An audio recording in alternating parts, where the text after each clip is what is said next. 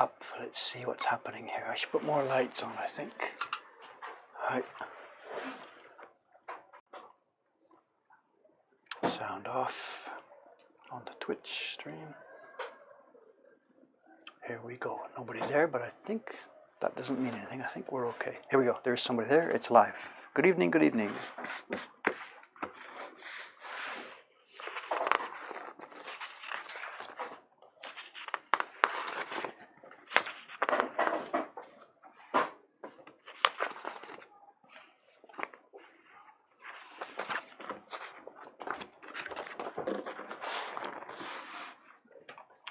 We're going to need a pen. Okay, glasses. Sorry gang, I should have got everything ready before I started, but whatever. Here we are. 4:30 a.m. on the button. It's not 4:30 a.m. Color blocks. Actually, we started this morning, and rather than explaining it right away, I sort of left it to people in the thread to think about what we're actually doing, and within a few minutes, they pretty much had it figured out. It's octopus break tonight for two reasons actually, one which I'll explain later. And the first reason is actually there's a job waiting. Kawasaki-san, our carver, is waiting to get started on this, and I have to get it to her quickly. This is something I do every month, and this month it turned out to be happening online. Let's see, where are we? So of course what's going on is the color separation work for the November pair of yokai prints. And I don't know if I should do this now or wait till more people are on. I'm not quite sure, but whatever. Let's just do it and more people come on. The November yokai prints are going to be a key block, which is already carved by Kawasaki-san. It's carved by Chon-san, the Kyosai side, and Kawasaki-san, the Jed side. The old Kyosai yokai, generic scary yokai, we'll talk about it in a minute. Then Jed's yokai, which this month is called the Kombini yokai. That's the key block, and there's been a double key block. So on the back of it, we've got a gray, I call it a second key block. There are sort of key type lines. There are things that are outlining part of the image also on this block. So it counts as a key block, but it's a gray tone instead of black. So this is a design with two key blocks.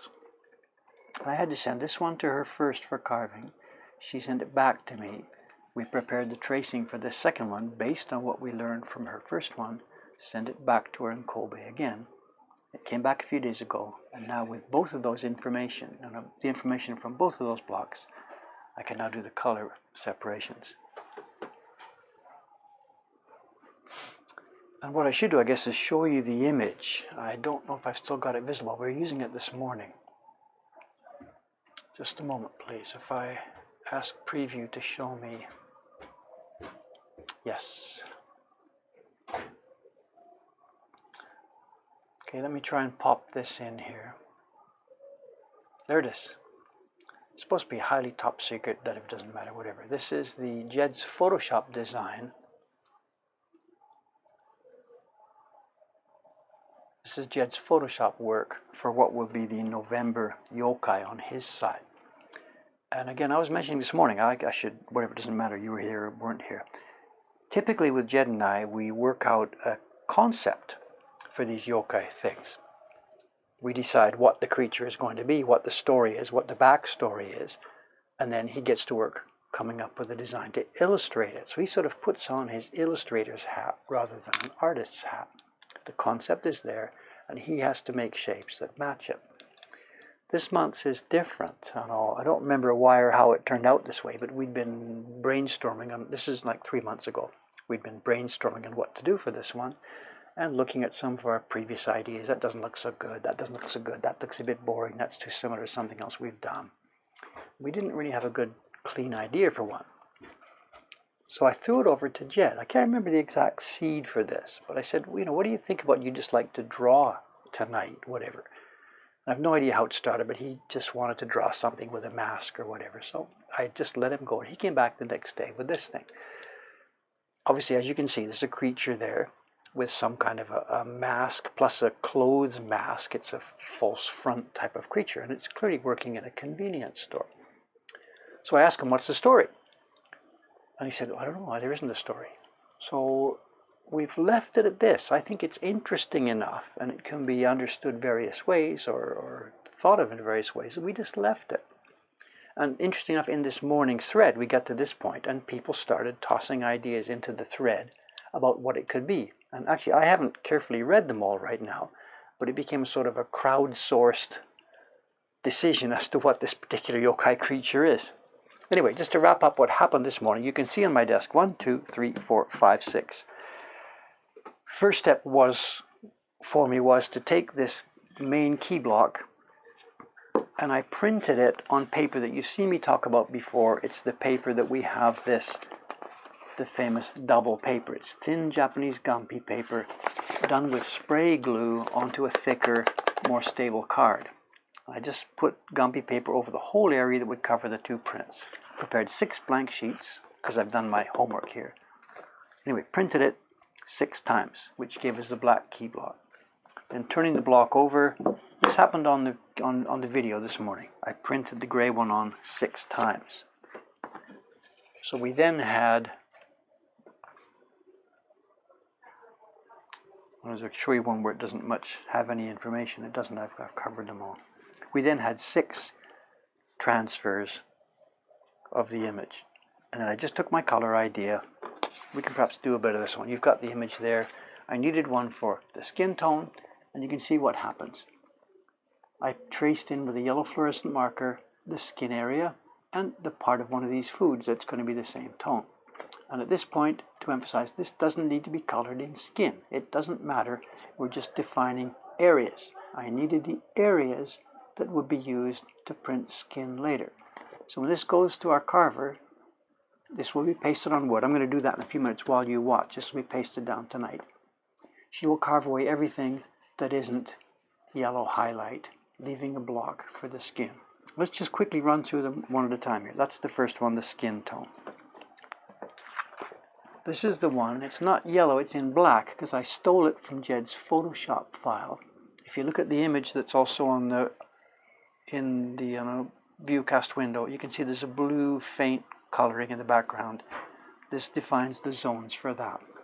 And I didn't draw it. I pasted on a printout from Jed's Photoshop file.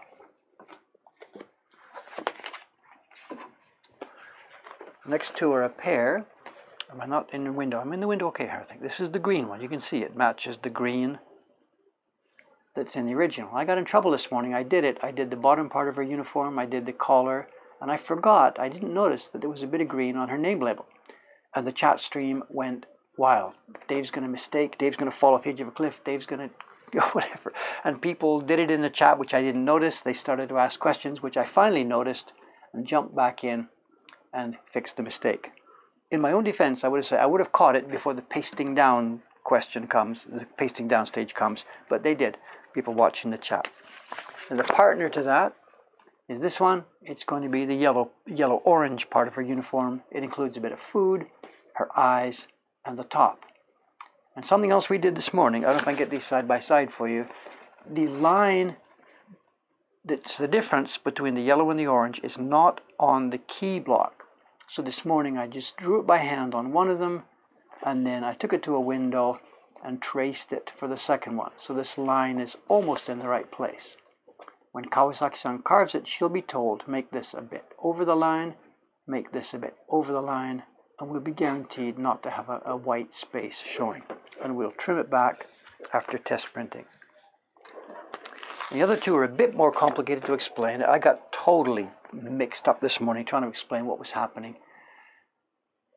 These patterns, coloring in yellow, is why we print from the key block and then we color it in yellow. But we also need some things here that are not available to me just by coloring in yellow. Jed wants this thing to have a freaky brown hair color.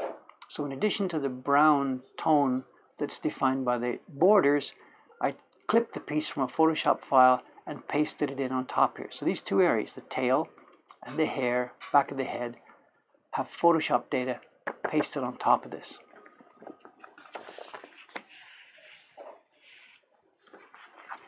This was the second one of that type.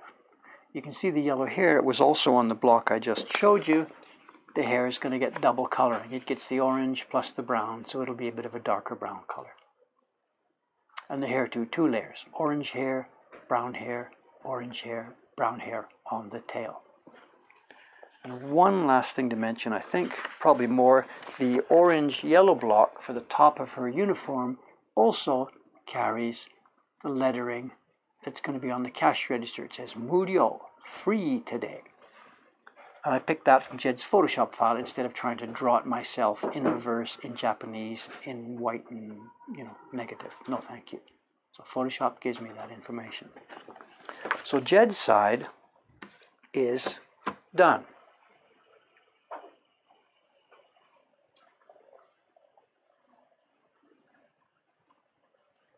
People seem quiet. They're listening. Okay, fair enough. Jed's side is done.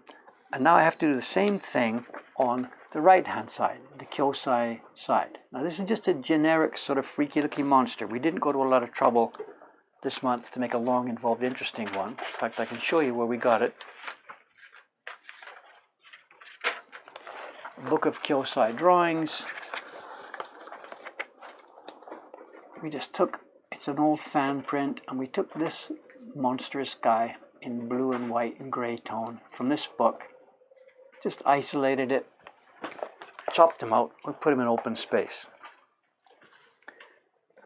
And what I'm going to do is I'm going to pick up a few of the colors from Jed's print and toss them onto his body. We've got that blue background that Jed wanted, so we're going to tone this guy's skin blue. He's a yokai monster, it doesn't have to be skin tone. He needs a gray highlight, so we're going to use the gray. What else am I going to do? And we're going to do a background color around him. We haven't decided what color it'll be yet, but it doesn't matter. It won't be the green or orange or red from these, but I still need a block. So I've chosen the space where this isn't used. In other words, this is going to be printed green, and I want a big open space so that that green doesn't smear onto the background here. Does it make sense? If I put this yokai background on this one, it means his background comes up to this point, and it'll be real close to that orange. Trouble. So I've selected the block that has the unused space here. It'll be green on this side, then some other generic color for the yokai background over here. Now talk. Let me just get to it. I hear a question there. It's probably going to say, now Dave, please turn your mic on after I've talked for half an hour. That's what we got to this morning. Yokai mask hair. What color is the mask hair going to be? Okay, something else about this end. You're looking at Jed's original, and the way Jed has given it to me, that hair would have had to be a separate block and a separate color. Another block. I did what I could to try and get it on 3 pieces of wood, 4, counting the key block. But if I tried to do it exactly the way Jed did it, we'd have needed 1 more block. I'm going to be a cheapskate here. Whatever way you want to look at it, I've got my budget for this thing. So rather than having the exact shade of hair that Jed has given me, we're going to go with an orange plus brown shade for her hair. The gray will also be on top of that too. So it's not going to look exactly the same as his print does, but they never do. You're just seeing it for the first time here. You're seeing his Photoshop. There's something else that somebody else queried in the first thing this morning. If you look really close at Jed's image, you'll see that he's outlined the foods in all different colors. Some of the food is outlined in orange, some of it's outlined in brown, some of it's outlined in skin tone.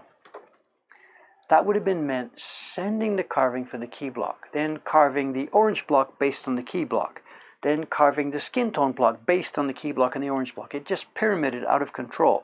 So I took my executive powers here and I changed the design so that what we've done is this. The dark key block is as it is, the background things are as Jed called them, and I outlined all the food with the background light gray block. It's dark here because we did our transfers. It'll be a little bit lighter gray when we do the real print. And then inside the foods, we pretty much matched the colors that Jed wanted, the orange, the brown, the yellow, the layered up ones. So yeah, this is a bit of executive control that the publisher has and the artist has no control over. And if he notices it, which I can guarantee you he won't, even if he comes to me, all I've got to say is, Jed, that's all I can afford this month. I'm sorry. He's getting a very good royalty on this, and he's very happy anyway, so whatever, not to be cynical about it. But yeah, sometimes the design does get, what's the word, edited. And back when he was an illustrator sending in work to New York magazines and stuff, holy crap, his work never got done straight away. It always gets twisted and flipped and fooled around. Anyway, as I said, enough talk. Let me try and get through this. The idea, tonight's goal, the goal with tonight's work here, an hour and a half, is to color in the necessary areas on the old Kyosai yokai, get the wood, which is all sitting beside my bench here, choose the wood that matches each sheet, cut the registration marks, paste it down, pull off the back, and get it ready for the carver. That's tonight's goal. Kai-san, you're on the way? Okay. Wait. Okay, no problem, no problem. Hi. Okay, what's this one? Her green plus the background. So, no problem. All I got to do on this one is simply draw it.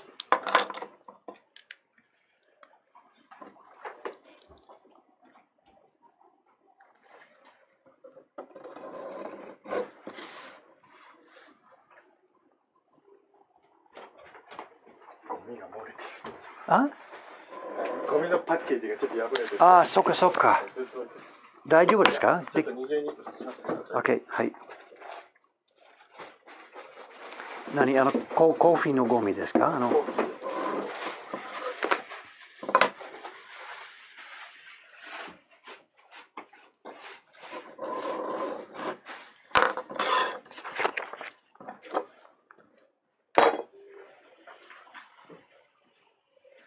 ？There's no point in keeping that Jed one there because we're done with it right now. I don't have an original of the Kyosai ready.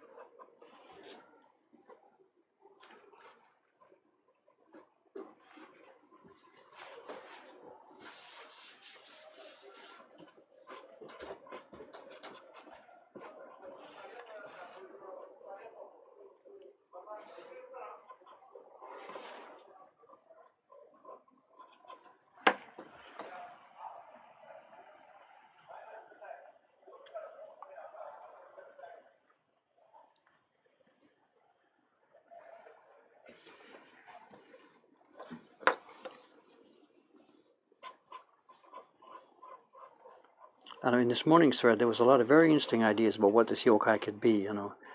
There's sort of two approaches. When Jed and I were talking about it, there was two rough approaches, we thought. This is a very shy yokai that is sort of trying to be normal and trying to blend into human society, not trying to do anything evil, just trying to, you know, get out there and make a living.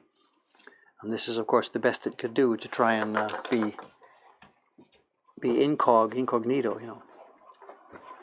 But the other suggestion was this is something, you know, evil, whatever, and it's trying to entrap people or give them some kind of strange food or whatever. It'll be interesting to see what kind of suggestions come up in this evening's thread.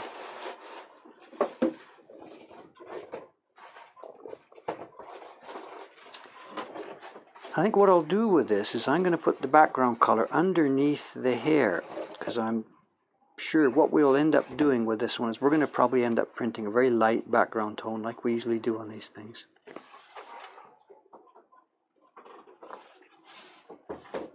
And if we don't put something under there, it will just look silly and white. It'll look like white hair.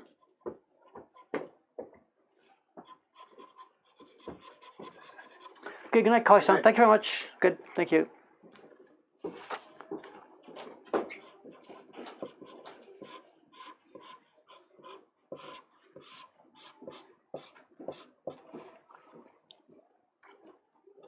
I know exactly what he's going to do now. He's going to go and head to the restaurant, probably across the street, and sit there looking at this stream to see who talks about him. He's such a nice guy. I really like him. He works so hard. He had a great time this morning. Print party with 2 Brits. And he was a bit nervous about it first because he couldn't quite understand what one of them was saying. Nothing evil. The guy was from, where was it? Was one from Essex and one from up north, Manchester, I think it was.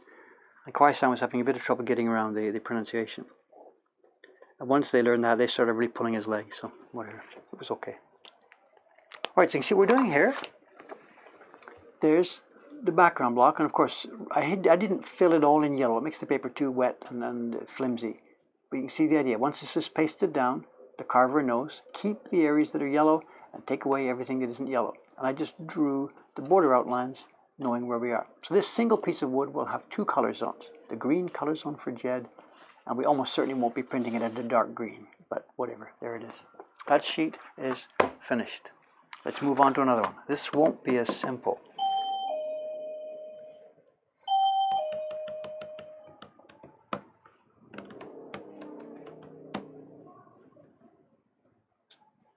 Racist tones in this image, are there? Well, I don't know. We're certainly not thinking like that, but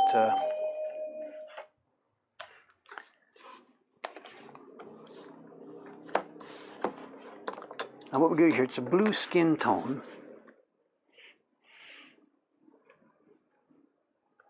There's little white patches. I don't think I'm going to do that. I think I'm just going to do it blue. He's got nails. They're white, clear. We're just going to do it. He's just going to get a dirty gray blue for the skin. And actually the difficult part, something like this, is trying to figure out what's skin and what's fabric. So let me keep that handy here. Oh, and I can already see a mistake. I left out, this is background.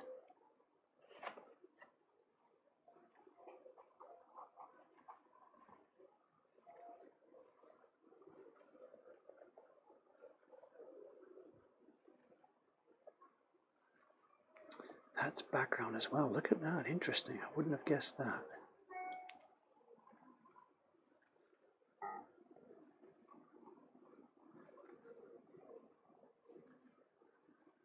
See that? Those places I missed when I did the background block.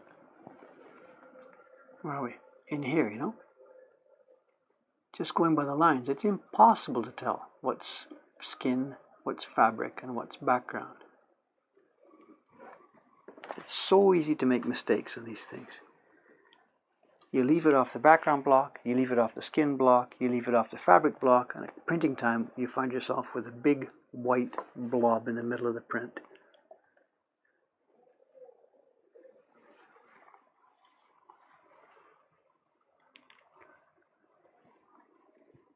Okay, this is blue I'm doing, so this is yokai skin, except nails.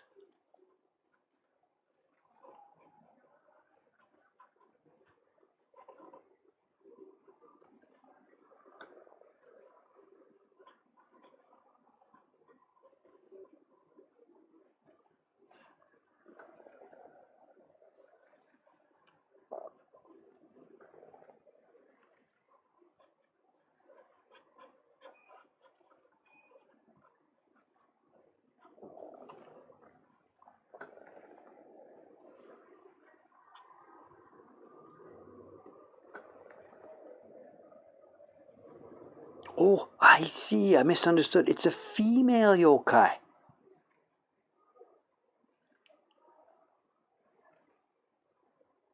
Am I in trouble all of a sudden or not? I didn't notice that. Look at that.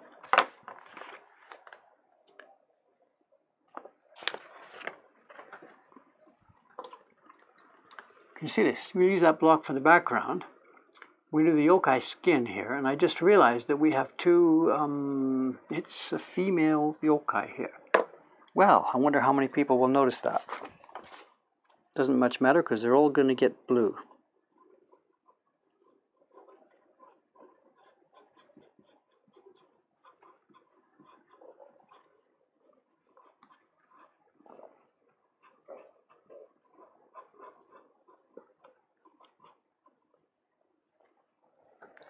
And the mouth is open, so the mouth doesn't get the blue tone.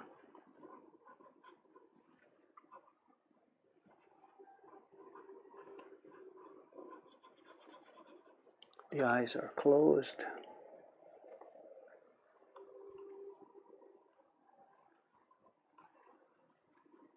I like to make trouble for myself, don't I? There we go. Oh no, arm.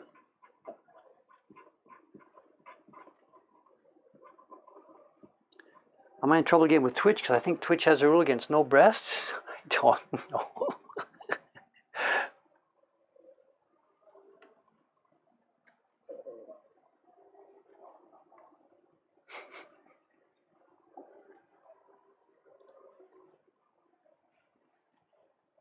A really old and wrinkly guy. Well, it could be. Should we think about it that terms? Actually, when I go to the bath here at night, I see lots of guys who, if you didn't know, whatever, they're carrying some extra weight and yeah, whatever. So yeah, maybe it's okay. I don't know. All right, there's the first stab at the blue. I'll be checking this in a bit. Height. Where's next? We need the gray one.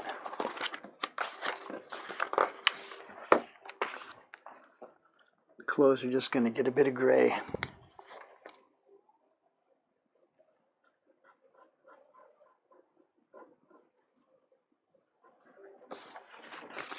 Actually, if I keep these two handy.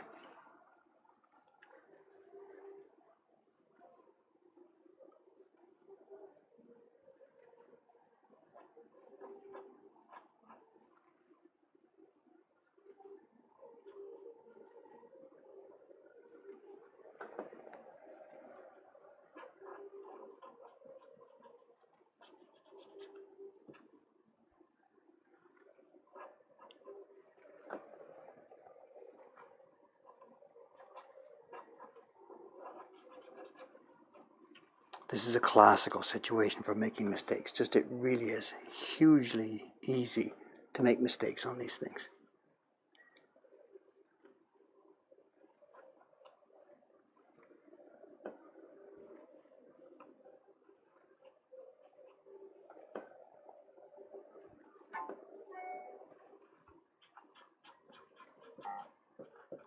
That's a question, but give me a minute here. I don't want to, if I get distracted, I turn back. I don't know what I've done, so just give me a second here.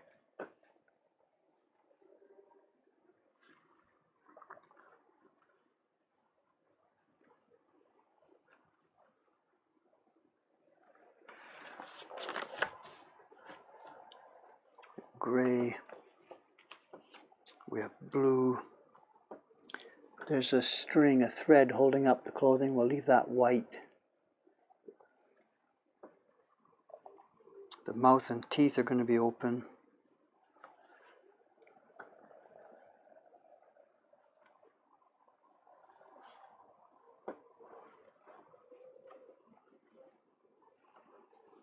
The hair is covered by the background. And I think I was thinking about putting the hair on another block too. I think I'll do that. The block that's going to be used to print the skin color, I'm going to put the yokai hair on it as a sort of a backup.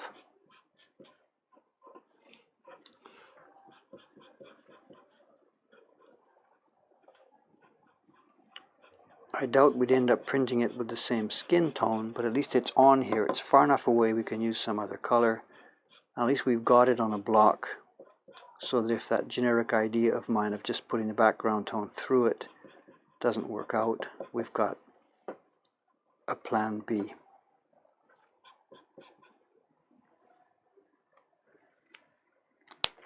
Let's have a look at what we've got.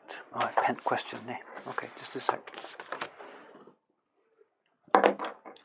Class has changed.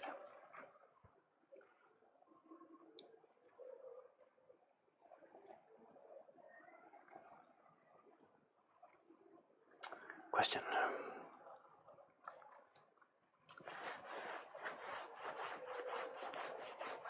Okay, that's actually an interesting question. We've addressed it a couple of times in these threads. Did you put the question into the thread? I don't know. The question coming in right now, it's a good one. It says, we're using a bunch of modern tools. I got my microscope, we've got Photoshop, modern tools we're using as well. My wood blocks are laminated with plywood. They didn't do that in the old days, you know. What's the deal here? We say we're making traditional woodblock prints. It says, where do you draw the line between traditional and modern? When does a traditional print become a modern print? What's an example of a tool that goes too far? Good question.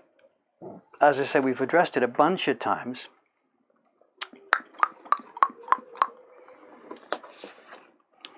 How can I, without getting into a long rambling story here.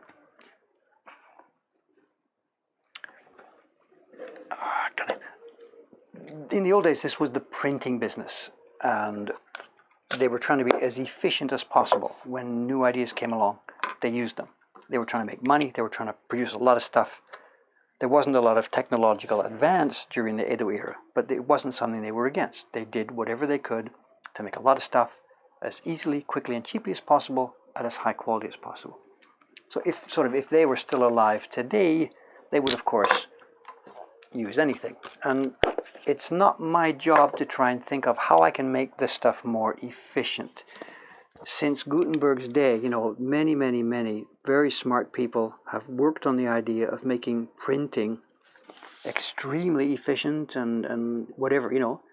I think the example I gave when I talked about this last time was that there's a machine somewhere in Chicago. They put raw trees in one end and National Geographic magazines come out the other end, whatever. I'm exaggerating, but you get the idea.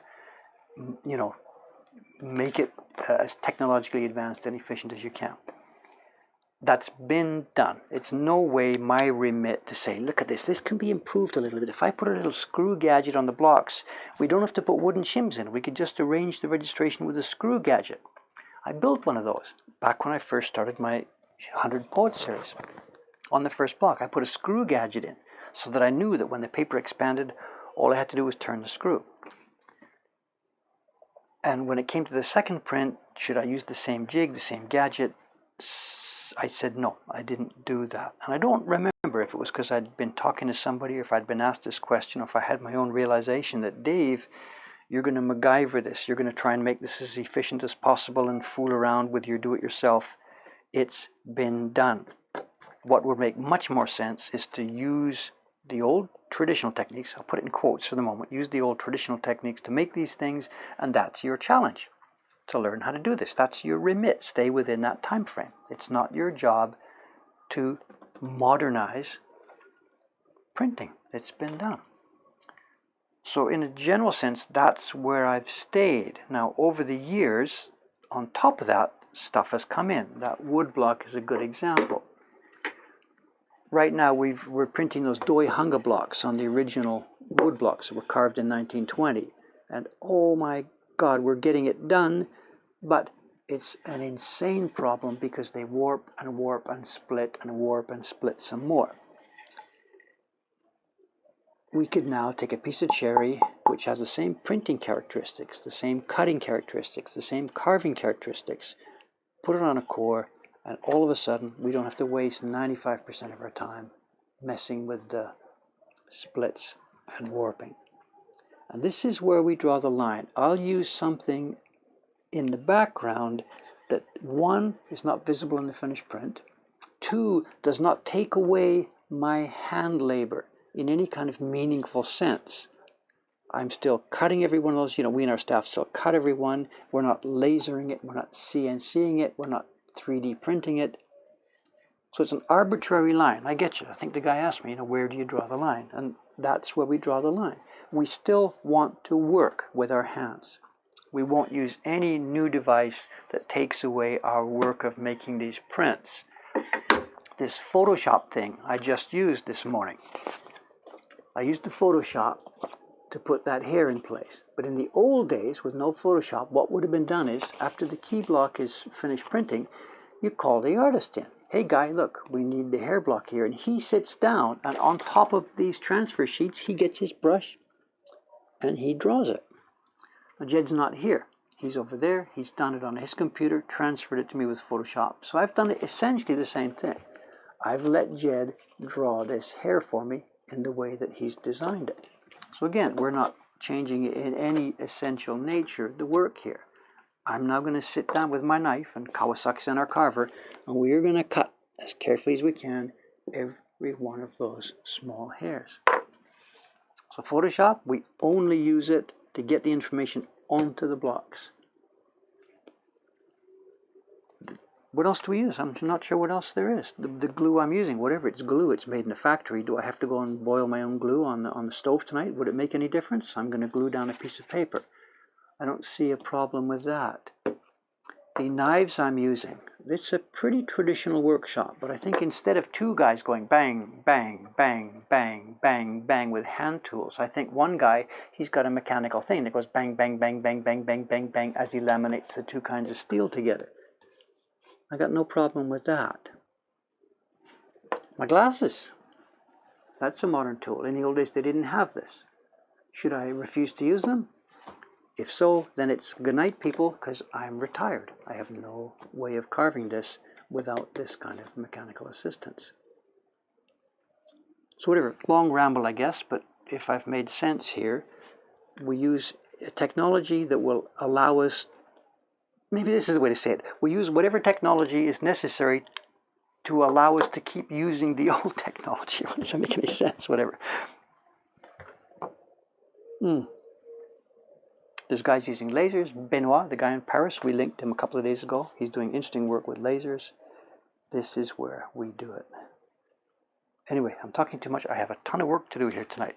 The 6 sheets are now ready for a last once over. And I did that this morning with the Jed one. I put it up on the screen. Check, check, check. Is every area checked? That looks empty. That looks white. It's white on Jed's thing. White, white. Somebody was really nervous about the V on her thing. I think it's okay. I checked it. It's okay. This thing on her shoulder, that's there. The brown peeks through. Her collar is here. Which block is that on? It's on this one.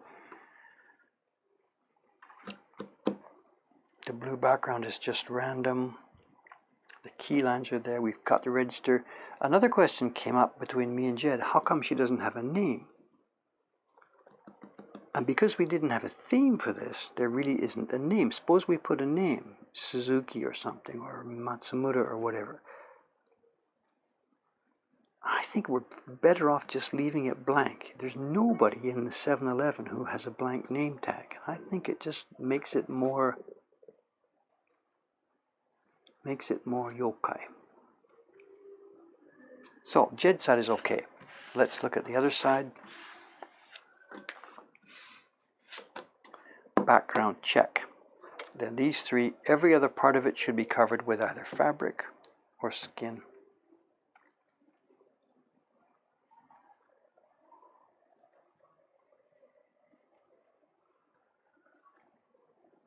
I've still missed one. There's one on the background. I've still missed one. Look at this. It never ends.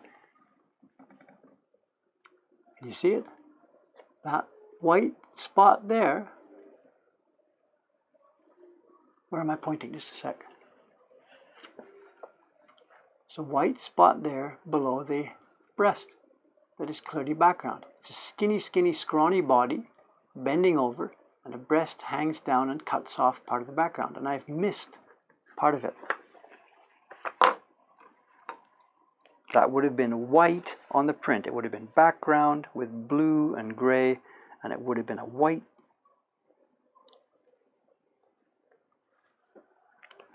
Come on, you guys were supposed to catch that. Maybe you did.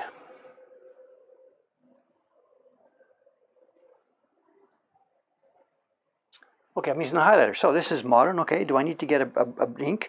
There's another. This is an improvement. If we do the ink here, in fact, this crisscross. This is left over from when I used to do it. Used to do it with wet ink. You do it with wet ink, and if you color the whole thing in yellow, it's so much liquid on the thing that this starts to stretch and expand. And bingo, you paste it down, and you're in trouble because it's changed. So in the old days, doing it with ink, they would just lightly draw in lines like this on the area so as not to distort this. And my highlighter is not a water-based highlighter. I could probably color in the whole thing and it wouldn't expand, but there's a leftover point from the traditional view. What else was there? What else somebody mentioned? Box cutter. Whatever, what can I say? Some things are important, some things are not important. Whatever. I think we're okay. This guy's good to go. Jed's good to go. Let's move forward.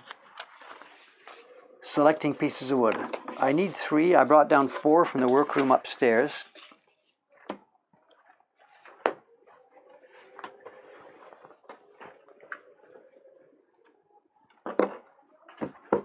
And we chose one of them this morning. We chose it and cut registration marks. Let me recap what happened on that this morning. I just arbitrarily numbered. It was number 1. I chose the one that's most difficult to choose a piece of wood for, this blue one. Reason number 1, it's got more surface area. And our wood that we're using these days, it's difficult to find wide surface area without defects. Either defects inherent in the wood itself or defects that we've brought into it. Let's see, is there one here? Here we are. As we were sharpening and planing, we popped a little bit of grain there. So Aoyama-san has outlined those in pencil to make sure I notice it. So this isn't quite smooth and flat there, it's defective. If that area falls inside a color zone, it'll have a dot. So I choose the one that's most difficult in sense of having the most surface area. And out of the pieces of wood I have, I chose the one that looks the cleanest. And I did a test run this morning. I said, what if the paper was going to go here? What if it was here? And I looked underneath and okay. All the blue, all the color areas fall in areas of basically clean wood. So I numbered it and I then cut registration marks. Now you'll see me, I've only cut one, so you'll see it happen in a few minutes on the other ones. Anyway, cut registration marks. And this thing is now about to get glued down. Am I in camera range? So it's decided. Blue yokai, blue background, the wood is ready. Down she goes. Let's do this. What do I need? Highlighters can warp stuff, he says. Okay, well, I'm trying to be careful by keeping it light there.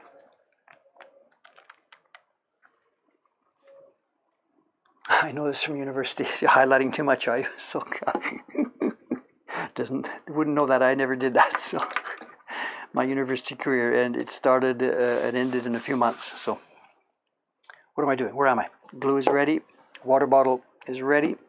Rubbing tool is ready. Block is ready. Print is ready. Let's do this thing. First, step 1, moisten the wood. Just lightly get it wet. No special deal, and in fact some of the older carvers don't do this, but that's because they're using a really wet glue. I don't want to put too much glue on here for something I'll explain in a minute. I just want to moisten this so that it's not bone dry, so that when I put the glue on now it doesn't immediately start to dry out. And this is it's a gum arabic. It's when we were in kids, we had those things with a sponge triangular top on them. I don't know what it's called. Mucilage, is that the name? Do kids still use that? I don't know. It's probably been found to be life-threateningly toxic. I don't have any idea. But it's a mucilage. It's quite sticky. And it's not wet. Okay, there we go. All covered, and we sort of tap it up a bit so that the paper doesn't stick to it too vigorously at any given one point. In she goes, and this has got to be done carefully. I am going to shut up.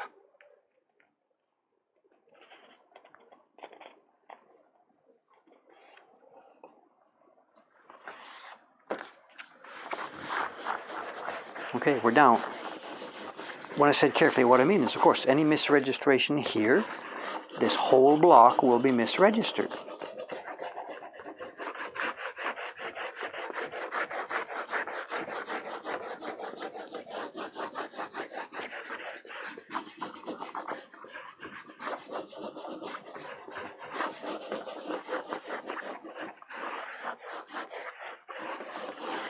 Now, there's also something else going to need explaining here when I pull this off. What we're going to see, the yokai side has nothing but the Gampi paper. But Jed's side has 2 layers, because I had the original Gampi paper and I put the Photoshop stuff on top of it. We're going to get this because we'll see it again in a few minutes. There's the Kyogo, the tracing with coloring, bang, glued on the wood. And this now, actually, it's 2 layers. Jed's one went on top, so Jed's paper has caught the glue. So I've got to very lightly.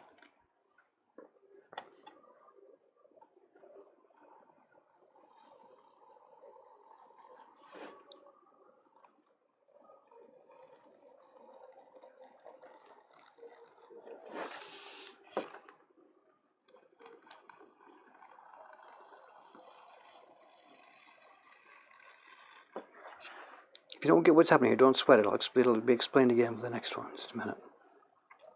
We have 2 layers of paper. And only one of them has caught the glue. So what's coming off now is this one, leaving just the Photoshop data. Cute. Very thin transfer. So long. Okay, there's one. Now we're not done. One more stage to go here. It's still quite moist and damp. So this Gumpy paper, even as thin as it is, it's actually in layers. And I can pull away. Sorry for the mess here, guys. I'm spitting all over the wood here, but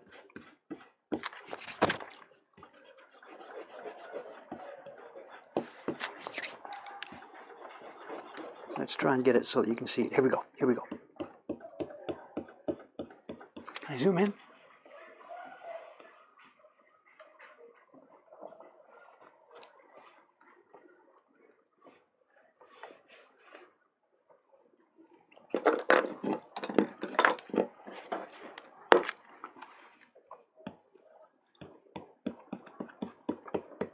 I'm pulling up Gumpy paper from the back.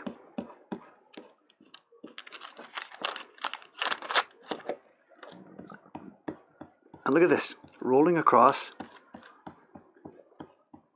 I'm taking away maybe, I don't know, 2/3 of the paper, leaving the front 1/3.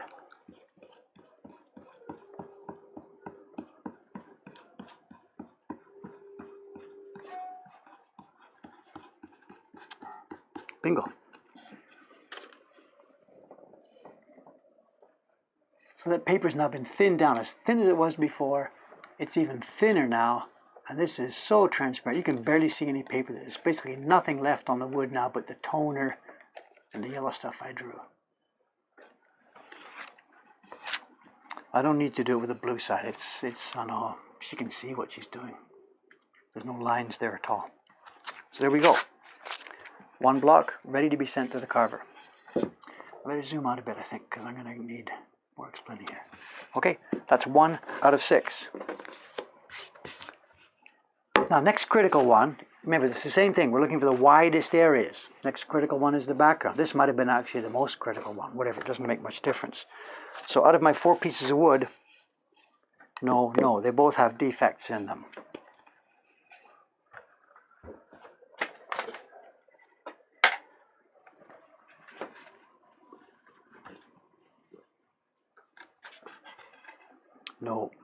No. Although I could, if I can find one that's just got a defect in the middle, in the yokai area, we're good to go with that.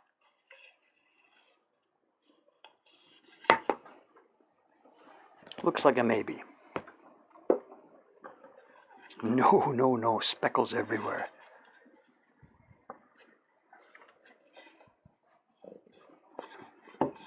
No. Okay, we got one.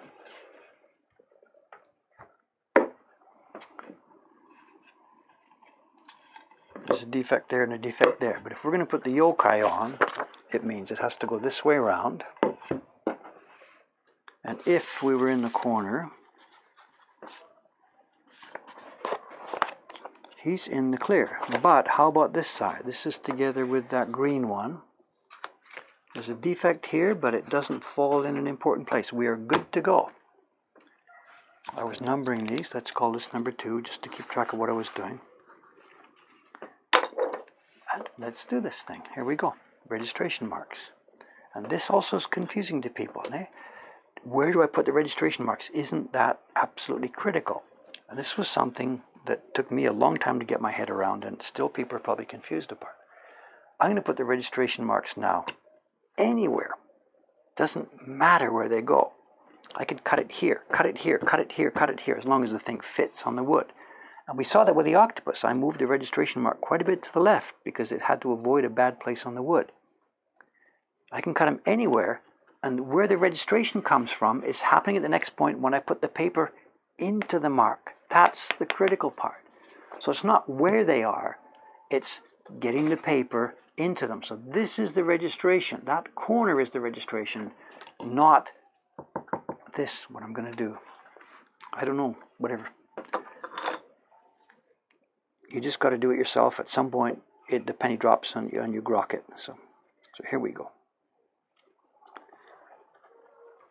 There was speculation about this white piece of plastic I use, that this is the key to Dave's registration. And it's not.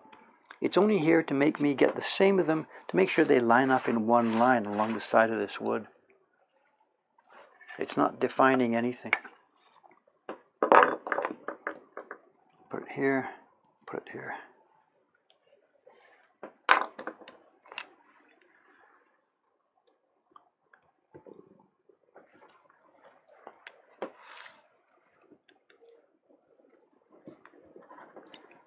Those were easy, horizontal cuts in a horizontal wood. The end grain one is difficult. So what we do is, I have a guest coming in to do this job for me. I get it ready. And we ask Mr. Persuader to come in and just give me one. Thank you, sir.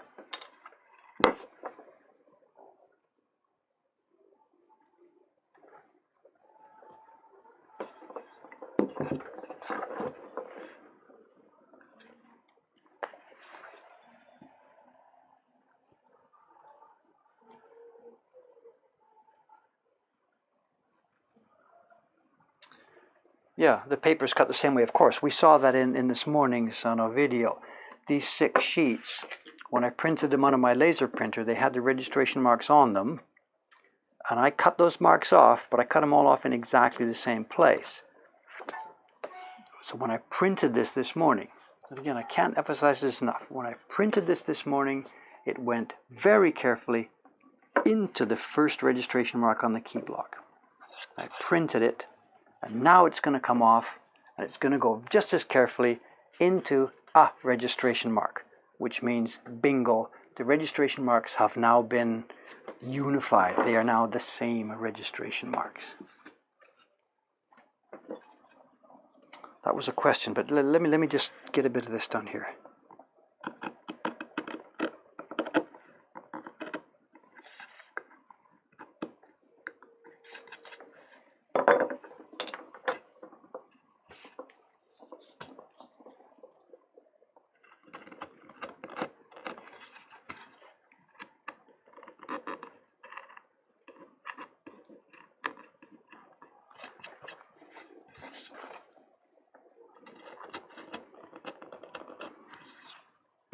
Actually, there's 3 marks here. Did I ever explain why, or can anybody figure out why I would do 3 registration marks? We only really need 2, you know.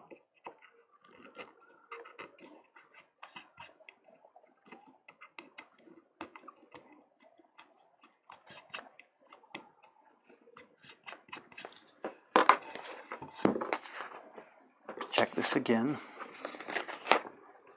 Double check, double check, double check. Into the mark, into the mark. The background is in what looks to be a clear block. The green is in what looks to be a clear area. There's 2 defects here. They're both in open, unused areas. I think we are good to go. Let me have a look at the question. Can't read it with those glasses.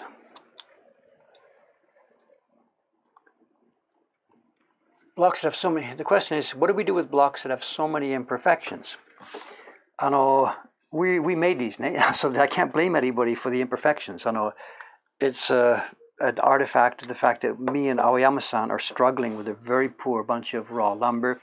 We are struggling with our own inability to plane and dress things smoothly. So the defects are not something that we're complaining about that's being forced upon us. It's a question of our own inability to prepare clean wood. So at the moment, we're just learning as we can, trying to improve our skills, trying to improve the quality. And while that's going on, I just have to work around them as best I can. back in the old days when I was getting block from the block maker, there would have been no blocks with a chip in them, because he wouldn't have sold those. I did get blocks with knots in them, hard spaces. And he knew that out of any given number of blocks he sent me, every block wouldn't be perfect, but he knows how the printmaking process works. And in any given set of prints, there's always areas that are unused and used. And in fact, it's kind of by definition when you think about it. To think about Jed's print, there was one block that needed the hair, one block that would have the background, one block for the green, one block for the yellow. So over the course of a whole block set, we're using the whole surface, but each and every single one of them only uses part of it. So if I've got a defect on block number 1 here, we just make sure we use one of the other colors that don't use that spot. So it wasn't critical. It's difficult for us right now because we are so bad at this and we have so many small defects rather than single large ones. We're getting better at it, and when we find a young guy who's going to be willing to try and find some trees for us, it'll be different, but that's a way off. Okay, recap. Number two, let's glue this one down. Same story. Light dampening.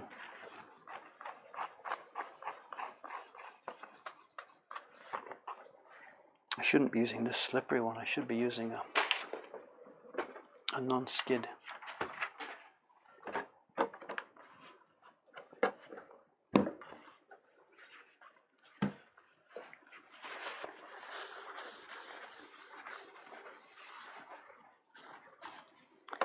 This is a bit critical too. I can't explain anything in words, but not enough glue here, and then while she's carving, things will chip off because it's too weak.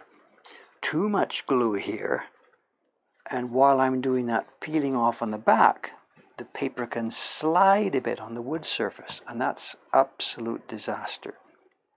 So this is a little bit tricky, this one.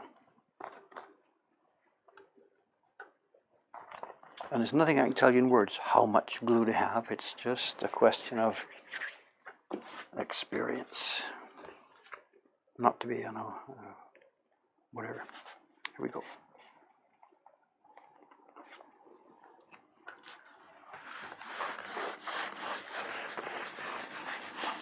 Oh, the wrong glasses here, sorry.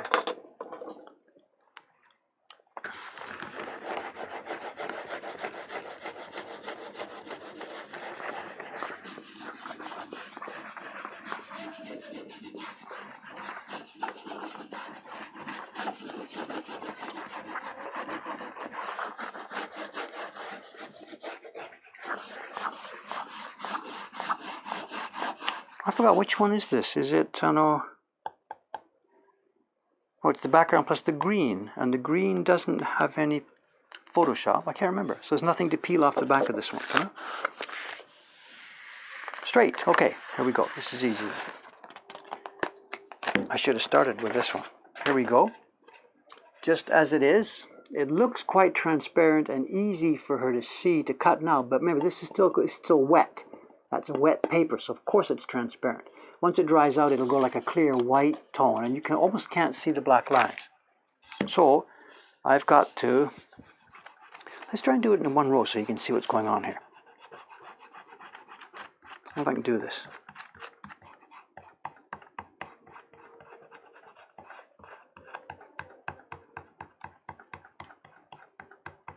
Maybe.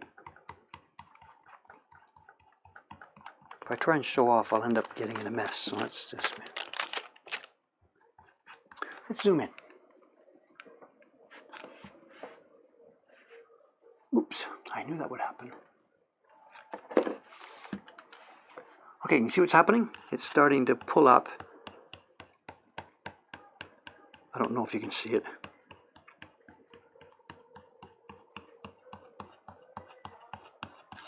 I'm peeling away about somewhere from 1/2 to 2/3 of this paper. And it doesn't look like there's a big difference here between these two sides, but this is soaking wet paper. And again, once it dries, this would be as cloudy white, translucent. And once this dries, she's going to be able to see those black lines. But I mentioned the dangerous part. The dangerous thing here is if I slide this, if it's too wet, if I slip it, and you can't tell, but if I've slipped this, then of course she's just going to cut what she sees. And printers are going to go nuts. This one just needs the middle area.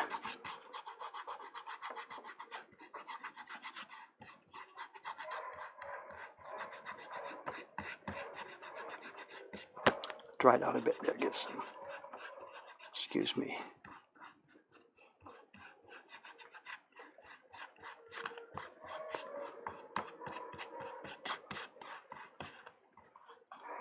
There we go.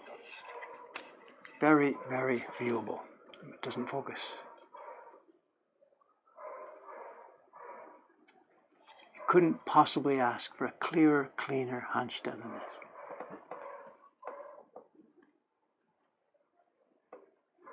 Something else I mentioned too is a bit of red here. We talked about this morning. We've learned over the years, me as a carver and sending work to another carver, that it's really difficult sometimes to figure out what's in and what's out. And this was confusing, so I put red in there to show her that that's not part of the green uniform, but it's part of the yokai skin peeking out. So there we go. That's one more down. What's that? That's 2. 2 done, 4 to go. The rest now I think are pretty much random. Ah, no. Okay. 2 of them have Jed plus Kyosai. And the other 2, the Kyosai doesn't use as many colors as Jed, so just we have a Jed side. So the smart thing to do now is find the 2 worst sides on those blocks and use them for these dudes. Let's see.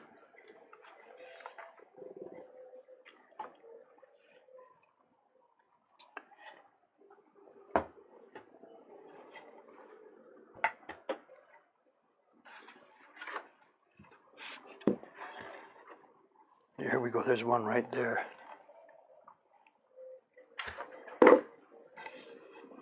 There's a thicket of circles and dots and trouble on there, and this side looks smooth. So this side's going to go for, let's make this the brown yokai skin. Let's test it. A few dots there, a few dots here. This looks good to go. Over here, it doesn't matter. Okay, let's do this. Same again. It's going to get boring. I'm sorry. It's the same thing again and again and again. What's this? Baron number 6. Come on, I can't tell the same story 1,000 times. Give me a break. It's on a video. Never forget that experience. Never. I check daily still, you know, twice every day without fail.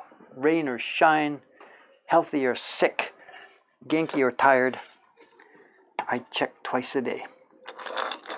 What we're talking about is barons, these tools. We've got some, we never have enough because they wear out and get old. And the old ones from the old days are so especially good. They're very expensive. A real home baron, a real baron to buy now, is easily over $2,000. Easily over, and that's $2,000. It's a long story to tell here, but they are staggeringly carefully handmade. They're a lifetime tool. They're worth the money easily. And the long story short was, somebody's telling it again, whatever. An auction came up with some unknown quantity of these tools in it. And I had to decide whether I was going to break the bank and buy this box on the chance that there was going to be some good tools in it. And the seller wouldn't cooperate. And it turned out that in Japan there were 2 idiots who were willing to try this. Me and then one other guy who took me from $5 up to whatever it was, 19999 or something, I forget now, it's in the video there.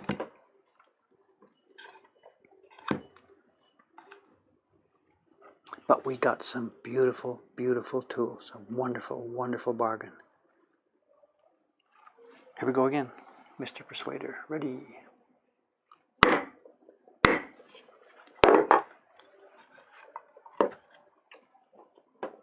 Oh, something else too to ask / mention.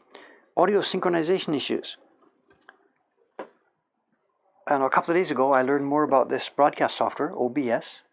And with the help of people who were watching the stream, it wasn't last night, I was off yesterday, I forget. I made an adjustment in the broadcast settings, and we may have fixed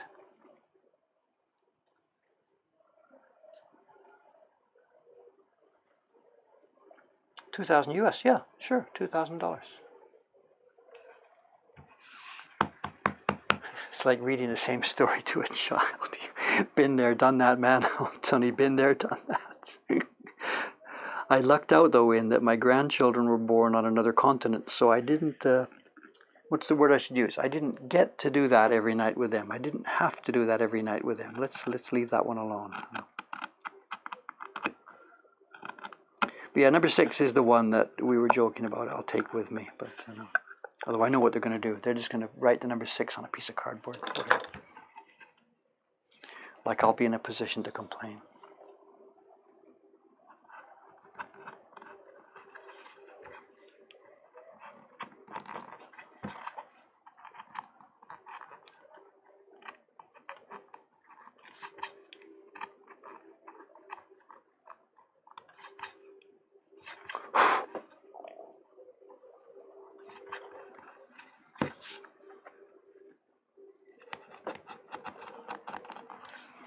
This particular piece seems a bit too hard for a color block, but whatever. At the moment we're just taking what we can get.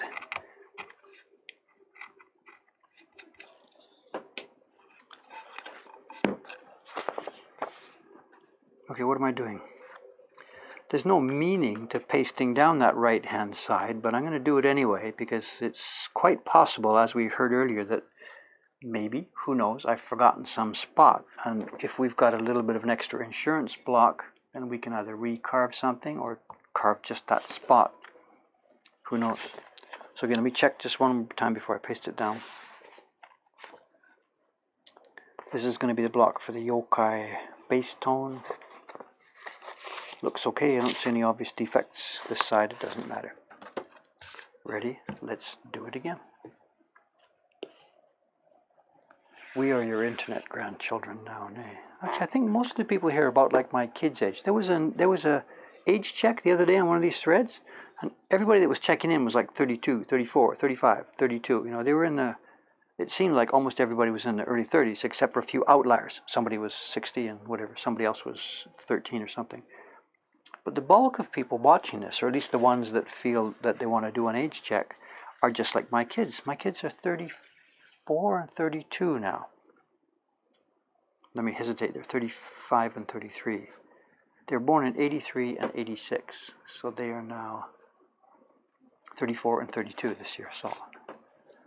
So Jed's right in the middle. Jed is right between my two daughters, interestingly and coincidentally enough. So I have 2 girls and 1. Is he listening? That's a little bit light on the glue, I think. This should be okay. Out here it doesn't matter, does it?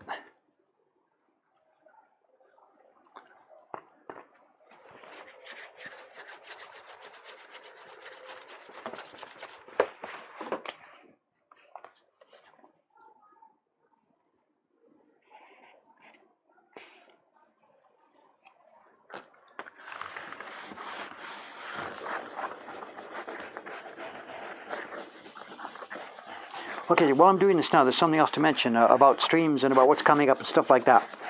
If I don't, I'll forget it. I know we've had some advice. Sort of an email chain went up. One of the people watching knows somebody, or he is at Twitter, is at Twitch. I didn't catch which one it was actually. And he passed up the chain a question about what I'm planning with the octopus print. Not so much carving the thatch tomorrow, but as in, you know, when we're printing the print and it's going to be visibly exposed every frame of every video every day on these streams. And the answer came back down as this is not going to happen.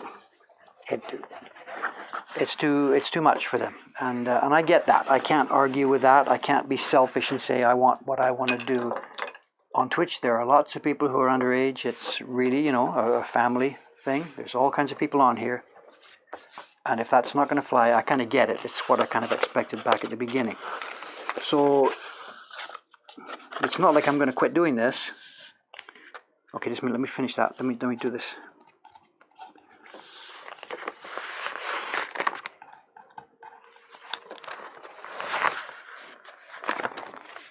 Here's another example of this overlay thing. Again, let me zoom in. Sorry about the back and forth and seasick zooming and stuff.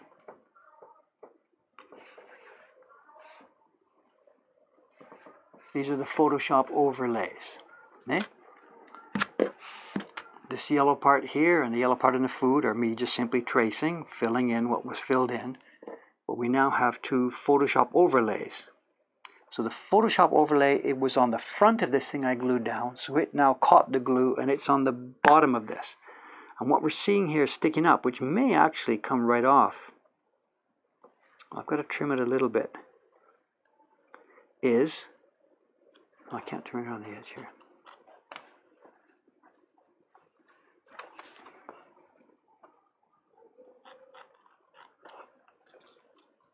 So you see what we're getting here? I'm taking off the transfer that I printed from the block, and what's staying behind is the one we pasted on from Photoshop. I didn't paste it on, actually, I just placed it on. It wasn't even glued on. Same thing again. Just ever so lightly, just taking a line around the outside of this.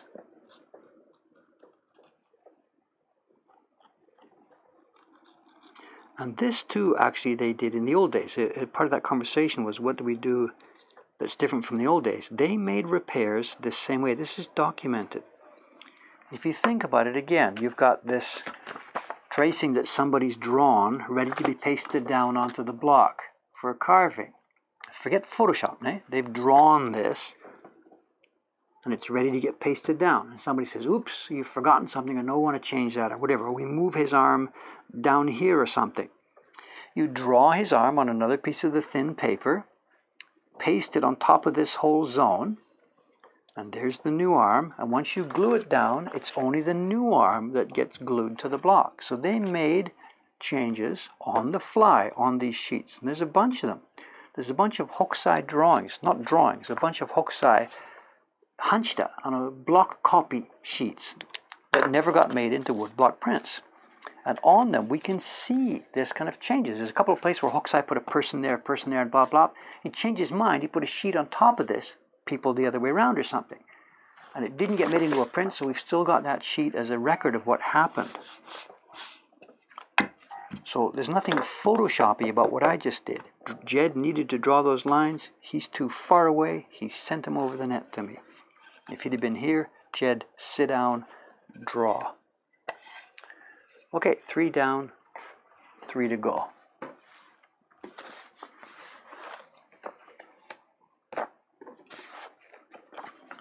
Here's one with both sides, that hada in here. Very, very small areas. Let's see if we can find a block that fits it.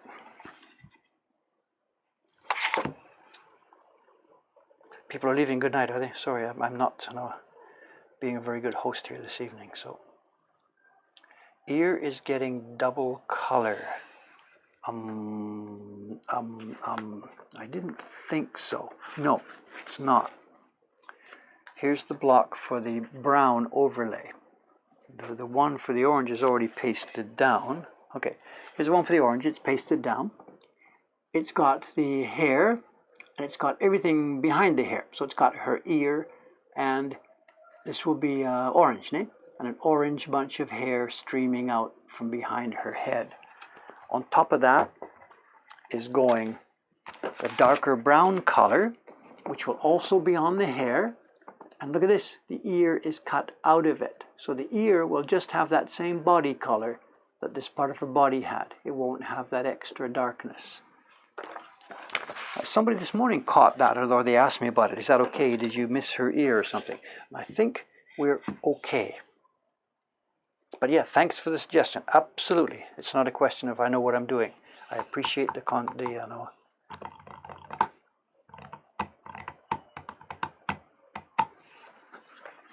Yeah, if Jed was drawing it, it would be a bit more lively maybe. I don't know. It depends on what it is, Hair like this, whether he drew it over in America or he sat here and drew it here, I don't know. A lot of difference, I can't say. What am I doing? Interrupt me. What are we doing here? This is her face. So this has to be a clean one because it would show easily any defects. If there's a hard spot, look at this is no good. Here we are. Can you see it? No. Let's zoom in. Here we go. I'm test placing this one. This is the sheet that's going to be her face. I've test placed it, assuming the normal position for the registration marks, And if I pull it back, you can see there's an orange piece of wood here, which means a hard spot. And it wouldn't make any difference in the middle of that hair or something, but in the middle of her face, it's absolutely not going to absorb water properly, and she will have a slight single light mark across the front of her face. So I get two options here. Move the registration mark like this to put her face in a different area. Oh, there's another one right beside it. Not going to work. Flip it over. Let's see if it makes better this way around. Looks good. What about the bun? Looks good. This guy's hair looks good. So bingo. This is what I was saying. You can always, out of any given pile of blocks, even ones with defects, you can usually solve the puzzle of finding some way to arrange these things. The more and more defects there are, and the more complex the prints are, the more difficult it gets, we're okay. And mark the spots.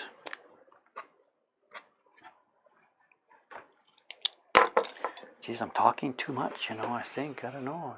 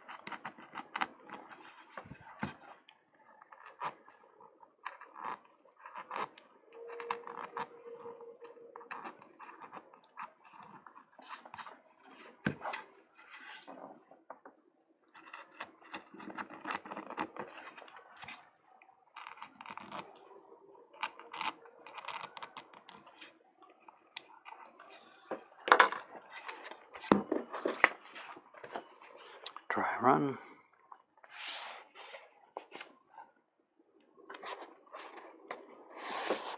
Looks good.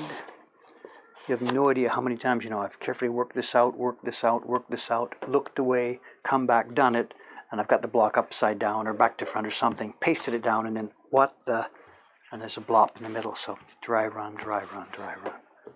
What's the carpenter's thing? Measure twice, whatever. One day maybe.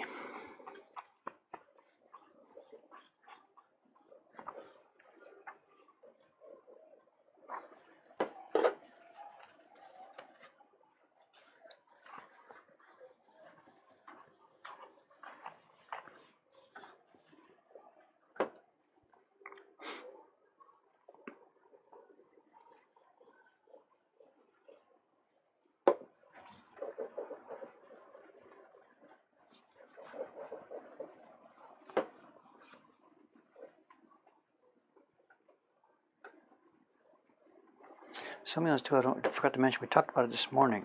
These sheets, I started this job this morning under the camera. And I mentioned to those people then that it's really, really important, to get this thing done as quickly as possible. Even though this is sort of a stiff, hardcore paper, it's not some gentle Japanese washi.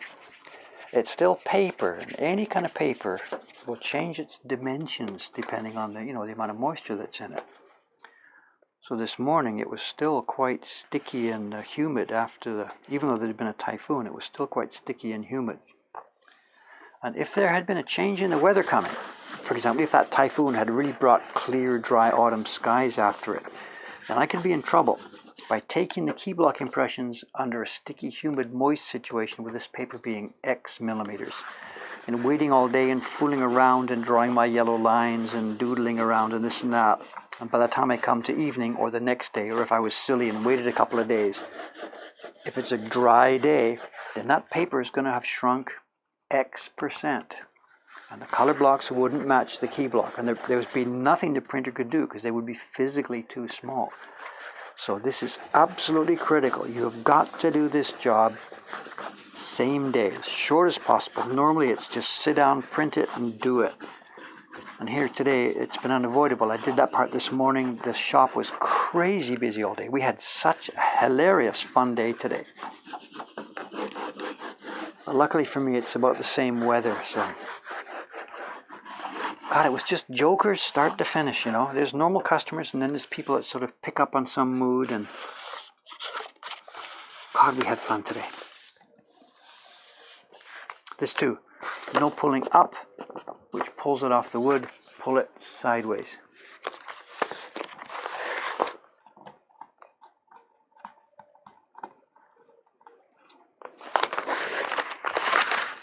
There was 3 women from somewhere in the States here. No names, of course, absolutely no names. And they were looking at stuff, and you know, people come in sometimes and just browse for prints and then say thank you and walk out. Whatever, you know, it's a shop. Lots of people do that. And every now and then, you know, we make the offer. If you need some help, just ask, or we try and say, you know, here's what's going on for people if we think they're interested. And some people are, you know, whatever, no thank you, and some people are yes thank you. And they came in, interesting enough, just at the end of a print party where the 2 guys had a real hoot. We'd had a really good print party this morning. And they were hanging around afterwards, and we were chatting about this, explaining that. And these 3 ladies came in at sort of the tail end of that. So they picked up on this lively mood in this shop where there was a bunch of chatting going on and stories being told and things like that. Okay, one thing leads to another. They stayed for a while. They looked at this and that. They decided to pick up some prints. And one of the prints that one of them had chosen is sort of a print with really quite a bunch of stories in it. It was one of those old poets prints, you know, the 100 poets. I've got a selection of the ones I made those years ago in the shop here. So she didn't know anything about this, it seems. She just picked it as an attractive item. I think I'd like to put this in my living room, whatever. So no problem. But okay, we were chatty and we were happy, whatever. So I asked her, you know, do you know what this is? Should I tell you a bit about it? And she's like, oh yeah. And I start to tell a story about what this is, and I realize I am all of a sudden about to get in real deep trouble. Among those poets, it's 100 poets from like the year 640 or something up to the year 1300. I don't know the exact range. It's somewhere around about a 600-year span that these people, they weren't imaginary people, they were real people who left poetry behind. And we have only the very scantest, smallest amount of biographical knowledge about them. We have no idea what they looked like. The poets' images I made were purely imaginary. Anyway, it's history. Like, you know, what did Chaucer look like? We have no photograph of Chaucer or something, whatever. So these poets are imaginary. But there are stories left about them. There's personalities. Ononokomachi, one lady, she left a poem. It's very famous in Japan. I know the falling cherry blossoms wither and die the same as my beauty is going to wither and die. You know, it's sort of a woman's real ultimate sadness. This girl was like 18 when she wrote this poem, but already she's thinking, that's it, you know, I'm going to be over the hill soon. And maybe back in the 1300s, 18 was over the hill, I don't know. Anyway, so these women are famous for different things. And this woman today had picked a print by the poetess we now know as Sei Shonagon. That's a name that comes up, Shonagon. And she's famous for a bunch of stuff, for writing, for literary things. But she's also always, when artists in later years drew pictures of her, they always did it from the back, showing her long flowing hair and her stature and the way she carried herself, and we never see her face. Because the story is told, going down the centuries, that this girl was a beautiful spirit, and she had wonderful literary skill, and she was this, and she was that, and she was this, but you know, perhaps she wasn't quite so beautiful. So no problem. So, you know, the women are asking what's so special about this lady, and here I am trying to tell the story to 3 women, you know. And there's a Japanese expression, which actually I'm not going to repeat it on air because my girlfriend got really, really upset at me one day when she heard me using it in conversation to try and explain it. She says, that's such an awful word. I never ever want to hear you say that word ever again. So I won't say it. People here who know Japanese much better than me, I'll use the English equivalent, which I think we can handle. We're adults here and we can handle. And there's an English equivalent that sometimes males sometimes use for females, and they might describe her as a butterface. And people might know what that means or might not know what it means. And there's a specific word in Japanese that matches it, which I am enjoined not to explain to you. And the women today ask me, what does it mean, butterface? So here I am now trying to explain to 3 American women, and I realize I have all of a sudden dug myself into a deep, deep, deep hole, and I've either got to stop digging or I've either got to smile at them and hope that they're going to be congenial, happy people. And they did. I told them the story, that this is why she's posed backwards in this, because she was what's known in Japanese as a butterface, and blah, blah, blah, blah, blah. And they laughed. They took it, on the chin or whatever. And one of them actually said, "Oh, you mean like me?" I'm like, I looked at her and said, I'm not going there, right? And she said, it's okay. So whatever, people are cool with stuff and whatever. I guess it all depends on the mood. Who knows? I don't know. So. But yeah, that woman, Sei Shonagon, how do you like to be famous for that? Whatever, she's famous for her writing, actually. And this is just an anecdote that hangs along with her. And considering that she was from the 1300s, how many women, men, how many anybody from the 1300s are still remembered? So I think we take what we can get. Okay, so I've got to focus a little bit on what I'm doing here. Which one of these print sheets is going to go here?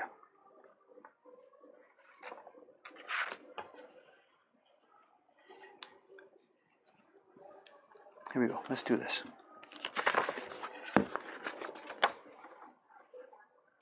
The other part of that, which they ended up talking to me about, was that you got the dates wrong, right? No, I don't have the dates wrong. That poetry series is from, I said, roughly 600 something something up until 1300 something something. And these were American ladies. So we joked about that. How was America doing at 13 something something? We joked about that. That obviously it hadn't got started yet.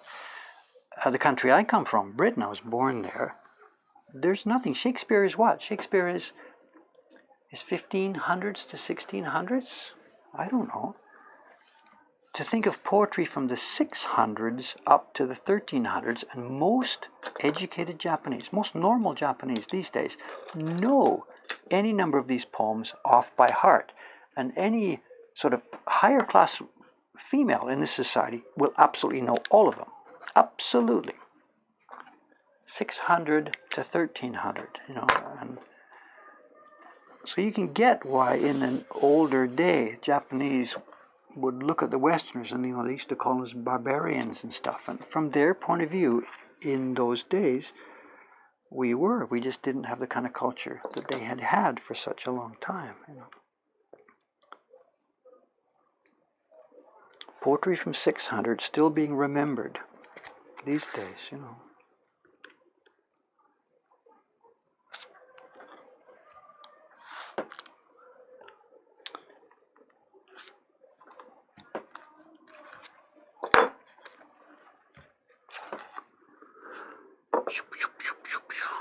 What do we got here? There's one that's going to be a bit special. Okay, good. Save that for the end. There's a special... The last one's going to be different.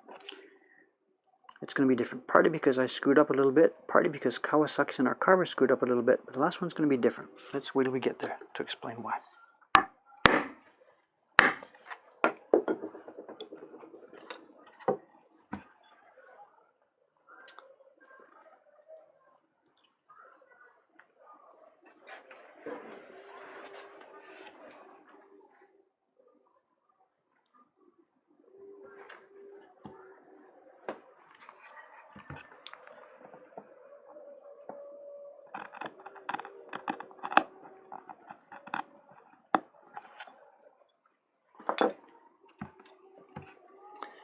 That 100 poets thing, this poetry series, that set of 100 poems, I hadn't known in any way how big a deal that was in Japan.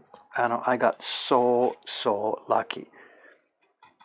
Back when I was first here trying to learn about printmaking, I'd been mucking around as a hobby, teaching English in my house to support my kids, practicing prints. And in my library, local library one day, I'm asking the librarian there, I need something like for practice, the next practice, if you got any ukiyo-e books and stuff like that. And this lady, Egami-san, she changed my life. I still know her. She was an English student of mine back then. Real nice, quite shy, nice young lady.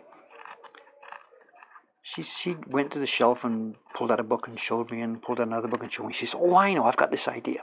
And she went to the shelf and pulled out a book. And it was all about this poetry series, this set of 100 poems. And I know nothing about poetry, and she knows I knew nothing about it. But what the deal with this poetry series is, at every era, even today here in Japan, right from the 1300s, in whatever art form is going on, artists take these poems and these poets as a theme. So you name it, whatever artist you want to name, Utamaro, whatever, he has done work based on at least some of these poems or these poets. And the book she showed me was a set of 100 pictures by a guy called Katsukawa Shuncho. It turns out to be he's the guy who Hokusai, the famous Hokusai, worked in Shuncho's workshop at first before he got thrown out or whatever the story is. So Shuncho, and this is mid-1700s, no, 1760s or so, 1770s, 1780s, either got hired by a publisher to do it or had the idea himself to do it. He did a book showing all 100 of these poets. Anyway, the Igami-san, the lady in the library, had just opened this book and flipped to me number 1. What do you think about this, And I didn't even know what it was as far as the poets series. But it was simply, I looked at it and thought, that'll be a nice picture for me to do my practice on for my next practice sheet. Took the book, checked it out, whatever, went to a photocopy machine, blew it up large, traced it, got it onto a piece of wood and carved it. We were still crazy busy. I was teaching English at home. We were making wooden toys, doing my wife's translations. It was bizarre. Months and months and months went by. Anyway, whatever. Come near the end of the year from the English classes, I got that thing finished, did some rough test printing. And whatever, I got some copies at home. They are just so bad. But it doesn't matter, whatever. This is 1989, whatever. 1988, actually. Whatever. So over the winter holidays, when our little English school was closed, like for 3 weeks, at the end of the year, the New Year time, Christmas, New Year time, I worked like a beaver, got this thing finished. Did some test printing. No good, but it's done. And I still didn't know anything about the 100 poets. It was just a picture, a generic picture of a dude standing there, a Japanese emperor type person standing there. So we get back to English classes, start again in January. Actually, no, before that, there's a bit more of the story to tell. Before the classes started, this is January, and here in Japan we know the date. It was January 6th or January 7th, whichever way you want to look at it. During that night, the Showa emperor passed away. He'd had cancer. He was going any minute now for a very, very long time. And he died that evening. And we wake up in the morning. I had an alarm clock radio which played NHK music for me. We open it up and all of a sudden it's not playing happy music, and we knew what had happened. The emperor died, Showa era was over. We waited to see what the next era was. And we're still on holiday, so I did my test printing. So my first prints were the first creations of the new, what turned out to be the Heisei era. Anyway, a week or so later, we start the English classes. Well, here we are, one more of these cutaways. And what do? You're teaching English, so people come back after holiday. What did you do in the winter vacation? Of course, this is part of our theme for discussions, whatever. I asked the kids what they did, and they went to the country for this. They made some mochi, whatever the stories were. And of course, one of the better students says, how about you, Mr. Bo? What did you do over the holidays? So I'm ready for this, so I pull out this print. And during that week's classes, we did this routine for all of them, the kids' classes or the adults' classes and whatever. And one of the adults' classes, these are people coming late in the evening, like 10 till midnight, to study English at my place. Not study, but to talk English at my place. And I forget the exact, whatever. Out of 4 people in the class, 3 of them said, oh my God, I've got to have that. Can I have a copy of this? Will you sell me a copy? Will you give me a copy? Whatever. And I'm like, what do you mean? What do you mean? What do you mean? And they're like, this is Tenji Tale. This is Shakunishu, like what planet were you born on? And these students explained to me a lot of the stuff that I just simply hadn't known, how important this poetry series was to Japanese culture.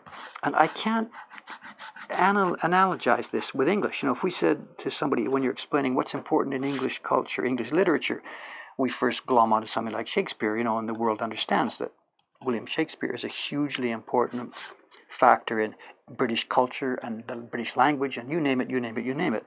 It turns out that this 100 Poets series is, I can't say equivalent, but it's that kind of a thing. It's a hugely integral, important part of Japanese culture. So luckily, just sort of because Egami-san had chosen that one, I had made one print that was the precursor, and that the idea was there, if I did want to challenge it, that there is something that everybody in this country is interested in. And that was the day that the seed goes into my mind, Dave, you could maybe do this. If you made all 100 of these and decided to convince people to come along with you, you might be able to make a living out of that. Whatever, long story short, I decided to give it a try, and away I went. Now, enough of that. This one is now different. We've got two things here. We've got Jed's one, this is the dark brown one, and we've got the Kyosai one, and this is the gray. And what am I doing? Dark brown with gray. We have a gray color in Jed's print, right? It's the back side of the key block. Now, at the time we sent this out for carving to Kawasaki-san, I had no idea what was going to be going on here at all. And she made a bit of a mistake. She's supposed to just cut the wood up to her side, leaving this blank for whatever might be coming later. And she forgot that, didn't get the memo, and she cut away too much wood so that the printer could print just here. She's assuming that there'll be nothing on this side. Now, I want to print these together. So, it turns out that we're lucky in that the gray part of this design actually, how lucky am I here, it just barely sneaks in here a couple of millimeters to spare. So I want to put my gray part here on this block, but I've got brown and that has to go on another one here. So how are we going to do that? The most critical one is the Kyosai. So I'm going to put the gray aside for a minute. I'm going to make a small light cut up here, just lightly cutting through the Gampi paper. And we're going to glue her down and not put any glue here. And then moving quickly before this paper distorts, we're going to get it down over there. Here we go. Where am I? This is just the brown one. This block looks clean for it. Oh no, there's a spot there. It's okay, it's out of the way. Let's do this. Okay, here's the last time I'll be doing this tonight. Last time on this set.